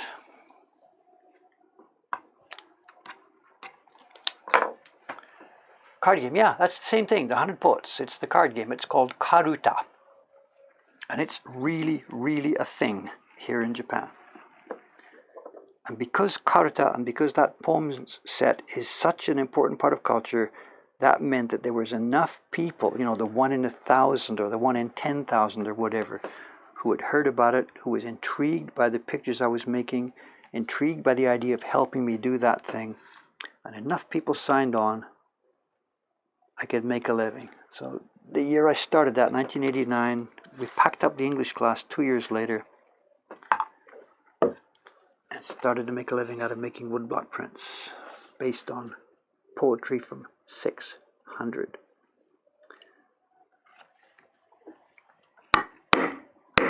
And if that isn't cultural appropriation, I don't know what is, and I don't care, and neither does Mr. and Mrs. Japan.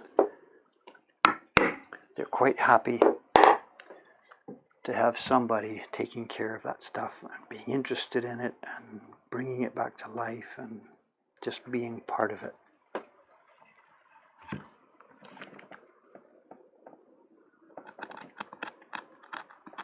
I've still got copies of the first flyer I sent out, and when I look at them now, my God, did I have that much guts? You know, I'd made that first print. A couple of weeks later, this being February, I've decided, okay, to go for this, make a 100 print series, order the wood for the second one. Now, what are we going to do, Dave? You're going to do this, you're going to need collectors. So we got, we had a Sharp word processor. This is before we had any kind of computer here. We got a neighbor's Sharp word processor. We made a bilingual pamphlet, me and my then wife. And I've got copies of it back in the Ome file. I've got files of all the old PR stuff we did, and it's there, you know. Canadian woodblock printmaker, David Bull. Canadian woodblock printmaker. I made some practice prints. Canadian woodblock printmaker David Bull announces 10-year project to recreate Katsukawa Show's version of blah, blah, blah, blah, blah, blah. And we sent it out. And my wife was just like rolling her eyes. She never ever actually came on board with this thing. Not in an evil way. She's a bit more common sensible than I am. And she had her own idea about what we should do with our future. And it involved things like jobs and stuff like that. Whatever. Now, remind me, what am I doing here? Just a minute. We are going to paste down just the right-hand side of this, which means gluing up to this point only. Then as soon as I put that down, I'm going to quickly grab the other block, because this piece of paper will be trying to shrink and grow. So let me get this one a little bit. No, I just got to get it ready. Sitting waiting to grab it. So we sent that flyer out. We went to the library. There's no internet. This is 1989. We go to the library and they've got all the different sort of telephone books and telephone guides and different media guidebooks and stuff. And we found a book called in Japanese, Maskomi Techo, kana? Techo, name and address book. What do you call it? Like a little black book. The little black book of the media. And it's refreshed every year it comes out. And the library had a copy. And we go through and we copy out by hand, and we prepared this flyer in English and Japanese. I sent it to all the major media outlets, all the major TV outlets, radio, you name it. She's like just gagging while we do this. You can't do this. In Japan, you need introductions. No one is going to look at this. But, we were partners, so she went along with what I was trying to do. I was also working for her, fixing translations and stuff. We sent him out. Whatever, a week later, I'm on NHK Evening News, front page of my NHK newspaper, Japan Times, Yomiuri Shimbun. We had like media people in and out of that apartment every day. My neighbors were like, what's going on? I didn't know you were famous. And like, I didn't know I was famous either, but they bit. They bit. Hook, line, and sinker, they bit. Not in an evil way. I was announcing something I thought was pretty cool, and they took me at face value. I got a bit too much glue here. And that was it. We were up and running. NHK News, my God, my Japanese. I've got a clipping of it, and I can't even, whatever. You think I'm bad now? That Reddit thread a while back says it's cringeworthy, David's Japanese, whatever, that's okay. But in 1989, you want to know about cringeworthy. And the Japanese don't care, They're so embarrassed about their own skill when they're trying to speak English. They won't do it unless they're convinced it's all okay. But they're so forgiving when other people do it. Part of it's because, of course, they're convinced that their own language is so hard that we're going to screw it up no matter what we try. It's sort of part of it. Here we go. You get out of the way. You come in. Am I going to get away with this? Who knows?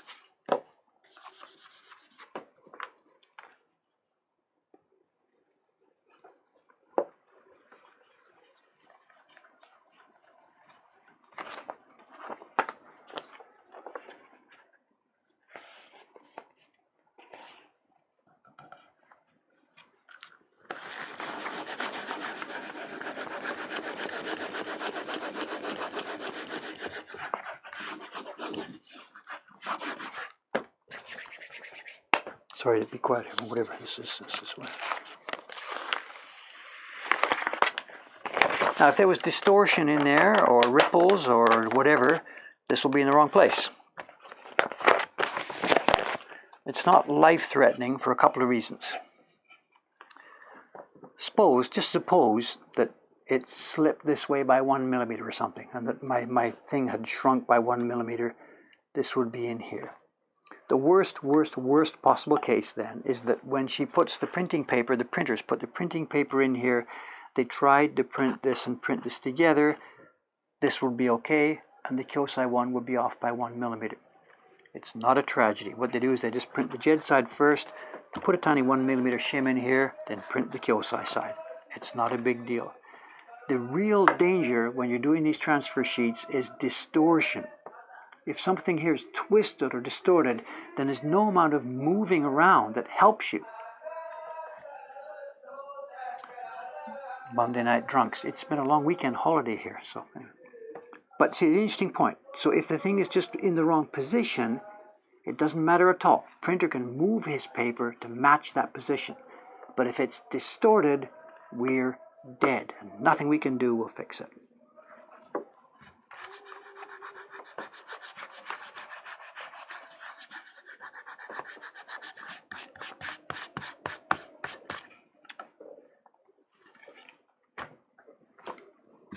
Oh, there was parts to cut off here. It got lost in the shuffle there.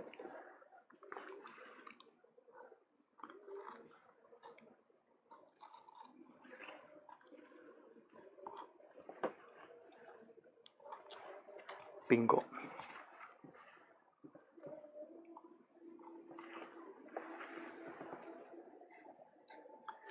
There we are.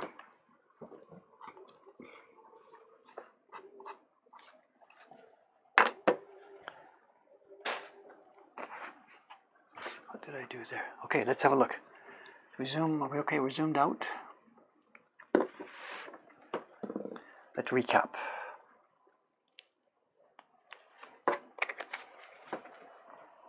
Yeah, it's party outside. It's the third day of a long weekend. Today, by the way, just so you know what to do here.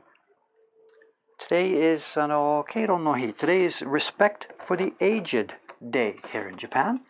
And for the first time ever, I am included. I passed my 65th birthday last November. So I am now one of the people coming under that umbrella of respect for the aged. So be polite tonight, please. What am I saying? 65, Jesus. Okay, here we go. Here's the block set for this thing. Let's recap it. Can we see everything? Jed's key block, Kyosai's key block. Face tone for Jed's, hair tone for the Kyosai. Part of the uniform, this is the yellow-orange place. Nothing here, it'll used. Part of the green, I think I've got it right. And this will be the background for that. And because there's a good space between them, the printers can use whatever color we decide to work out. Flipping them over, this is the dark brown for Jed's. It's the shadows on some of the foods, the second layer of hair, the dark brown hair on top, and the dark brown tail. This is those blue, what do you call tones? Just brush tones in the background of Jed's. And this is the blue skin of the yokai. It might be the same color, might not, who knows. I'm guessing it'll be the same color. This is the orangey, dirty orange color, which is the yokai's skin. And on top of the hair, and the first level of tail and hair. And it's also the base tone for the yakitori and the karaage. And I don't even know what this is, some kind of onigiri thing. This is not used. And then the back of the key block, and you can see what happened here. She cut it away, but because we're going to do the blue on this one, the area she cut away, we're safe. We couldn't have used it for the skin tone. So no problem. There we are. The Kyogo Zuri. Kyogo is the name for the transfer sheets. Suri is Suri. I did the Kyogo Zuri this morning. Over this afternoon, I've done the Irowake, color separation, Irowake. They're now all pasted down on new blocks. Tomorrow, these get wrapped up, sent to Kawasaki and our carver, and about 10 days later, back they'll come, and our printers will get ready on them. This is the November pair of prints in our yokai series. A few days later, we'll be getting ready. The December print is already carved on the Kyosai side. You saw me do that last week, right? That was the skeleton crowd. Jed's image has arrived. That can get pasted down, ready for carving.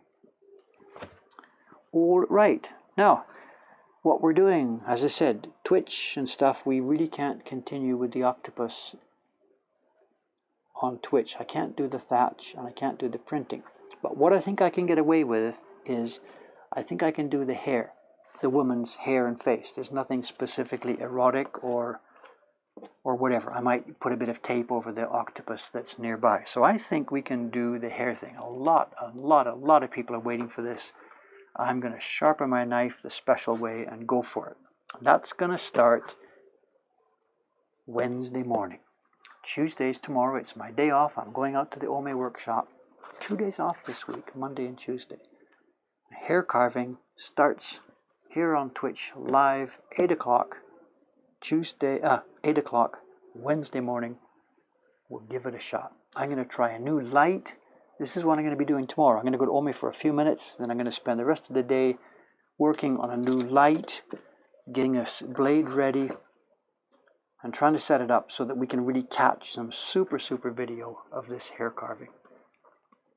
Whatever, you'll be at work, whatever, it's all going to be captured. And this will absolutely be going on YouTube later, unless one, I screw it up, or two, don't get good video. I received another comment earlier this morning that said the way I've been signing off here is no good. I say good night everybody, then I switch to the broadcaster and click it off. And they've said that what that means is everybody gets cut off too quickly and they can't make any comments anymore, stuff like this. So I'm not sure how to do this. I'm going to sign off in a moment and then switch to the broadcaster page and then wait 10 seconds or something, I guess, before I actually push the button. So I'm not sure what I'm supposed to do during that 10 seconds, but here we go. Signing off, I'll be back here Wednesday morning with hopefully some really interesting carving to do. 10, 9, 8, 7. Is this really what I have to do?